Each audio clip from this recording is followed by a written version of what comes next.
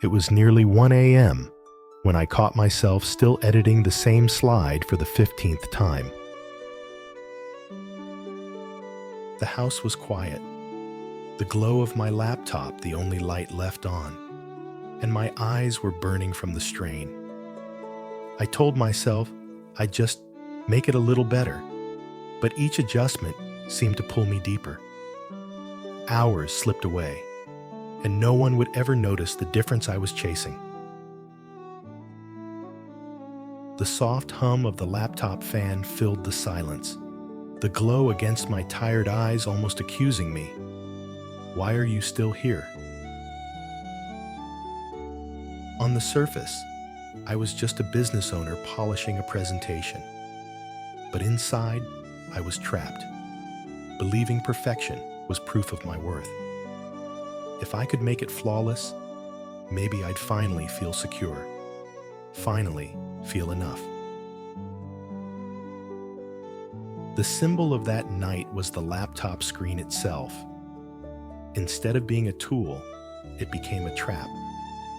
The brighter it glowed, the more it reflected back my obsession, my fear of letting anyone see me as less than perfect. I used to think this was just dedication, but the truth is, it was fear disguised as hard work. Fear that if I let something go unfinished, or even just good enough, someone would see the cracks and walk away. That's the moment I admitted to myself. I kept polishing the same slide until the night was gone. Maybe you've done that too. Kept pushing long past the point of value because perfection whispered it still wasn't enough. Perfectionism is sneaky because it looks like effort. It looks like professionalism. It looks like high standards. But underneath, it's often fear. Fear of rejection. Fear of failure. Fear of not being respected. In business, I chased flawless client decks, detailed reports, and polished emails. I believed that if I delivered perfect, no one could doubt me. But instead of security, it only cost me sleep, energy, and presence with my family. At home, that pursuit stole time I couldn't get back. Nights at the dinner table turned into nights at the keyboard. My wife would quietly leave a plate by my desk, and I'd promise just another hour. But another hour turned into 3, and the food grew cold. Culturally, the weight was even heavier. Growing up, I learned that mistakes weren't just personal. They reflected on family honor. That belief dug deep. If my work was flawless, maybe I could prove my worth. Not just for me, but for everyone I represented. That cultural pressure turned perfectionism from a habit into a burden. Do you know that feeling? When you've worked far past what's needed, but the voice in your head keeps saying, not yet, not good enough. Do you sacrifice rest for polish, believing that exhaustion somehow equals respect? Do you feel guilty for handing in work that's just done, as if progress without perfection is failure? I wish someone had told me, done is progress. Done is powerful. Done is enough. Because the truth is, perfectionism doesn't prove your worth. It hides your humanity. I thought perfection proved my worth. That belief kept me chained to the laptop long after everyone else had gone to bed. The laptop screen symbol echoed louder that night. Every glow felt heavier, every edit less meaningful. Perfection wasn't protecting me. It was stealing me. The breaking point came with a whisper I almost didn't hear. My son padded out of his room, rubbing his eyes, and asked softly, "Dad, why are you still awake?" I froze. His voice cut deeper than any client critique ever could. In that moment, the laptop screen that had trapped me became a mirror. I saw the exhaustion in my face, the emptiness in the hours I'd lost, and the guilt that piled higher than any unfinished slide. Inside, my body told the story. Dry eyes burning, shoulders tight, jaw locked, breath shallow. My heart felt heavy, not because of the work, but because of the absence. Absence from my family, absence from myself. That night, I reached for a reset, not a grand solution, just something to break the cycle. The first reset method I tried was affirmation layering. It felt almost silly at first, but I whispered to myself, "Done is enough. Done is progress. Done is powerful." Each time I said it, I let it land a little deeper. My breath steadied. My shoulders loosened. The words became louder than the perfectionist voice in my head. The second reset method was body scan. I closed the laptop and sat back in my chair. I started at my eyes, noticing the strain, softening them. Then my jaw, unclenching slowly. Then my shoulders, dropping an inch. With each release, I realized how much tension perfectionism had carved into my body.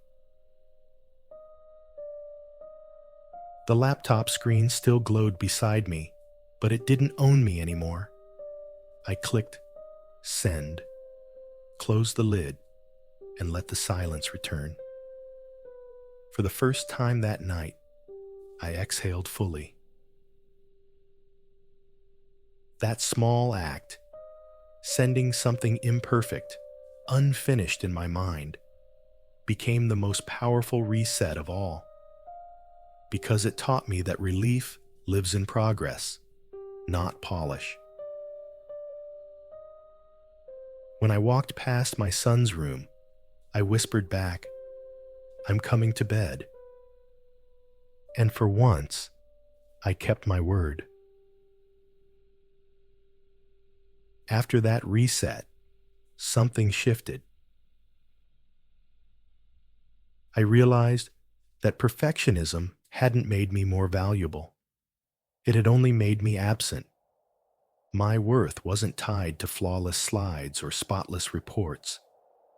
My worth was in showing up, at work, at home, in life. The truth that anchored me was simple. Done matters more than perfect. Therapeutic beat.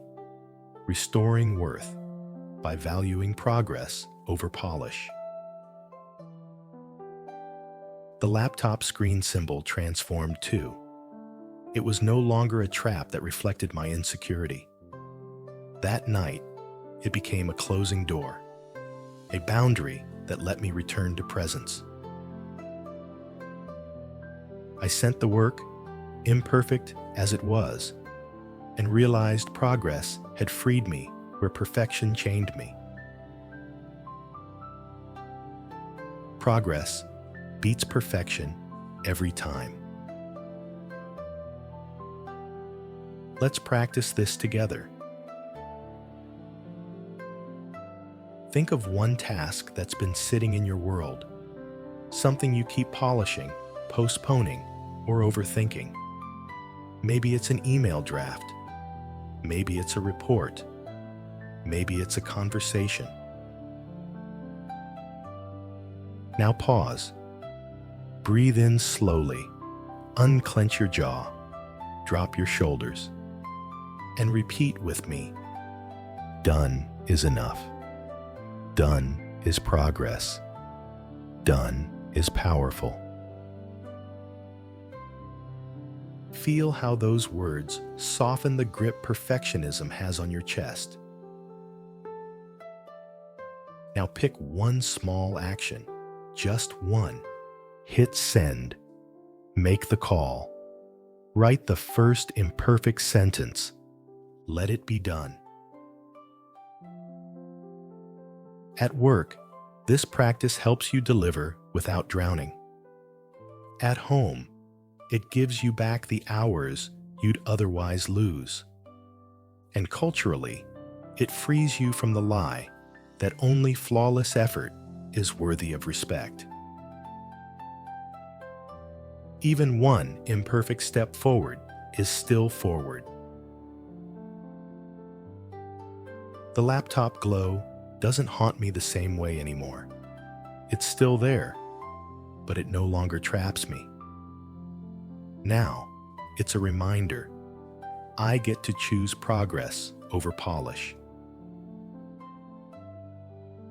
What I finished mattered more than what I overworked. That's the mantra I carry. Progress builds momentum. Perfection only builds exhaustion. So I want to leave you with this reflection. What's one thing in your world right now that's ready to be done? Not perfect, just done? Say it. Write it. Send it. Release it. Done matters more than perfect, and tonight, that's enough. And I'm grateful we could sit in this together. Grateful for the reminder that sometimes the most powerful step is the simplest one, choosing done.